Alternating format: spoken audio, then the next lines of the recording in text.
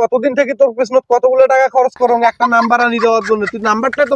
আপনার ছেলে ফেল করেছে। খিদে লাগছে, আব্বার খুঁজে কটা নাস্তা করার টাকা নাও। বাবা নাস্তা দাও, কয়টা টাকা খাই। না না না না, আরে টাকা দাও, নাস্তা খাই, খিদে লাগছে। খিদে লাগছে বাবা। এত টাকা দেন তুই, মুই এখনো একটা নাম্বার আনি দিবার পালু না, তোর টাকা দেন কি জন্য?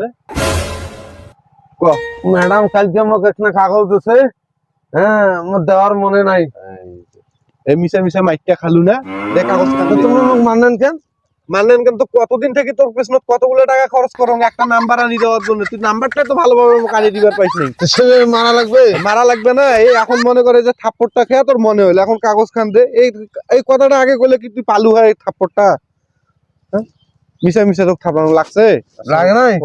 খুব কিছু মনে করিস না, বা ধর নাস্তা খাবো নয়, কয় টাকা নিবো? আচ্ছা নি ধর 100 টাকা নিয়ে যা। আসো যা যা, নাস্তা খেয়ে যদি বাড়ি যাইস।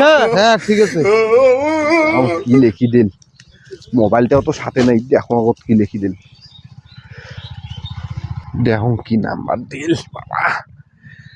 ওই সময় ভালো করি, এতদিন পর বেড়া একটা কামের কাজ করছে, এতগুলো টাকা পয়সা আজকে নিয়ে আমার মনে হয় সফল হয়।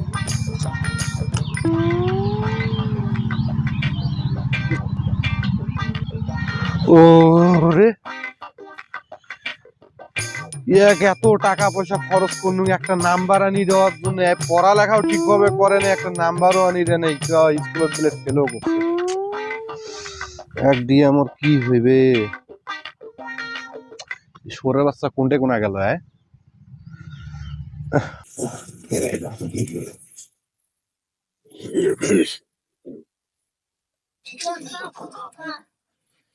কিরে ভাই,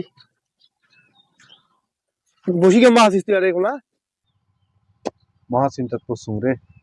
তোর বেটা না তোকে কাগজ আনি দেন, দেখ। না দেখিস আরে দেখ, আরে মুই দেখ, আপনার ছেলে ফেল করেছে, আপনি স্কুলে দেখা করবেন।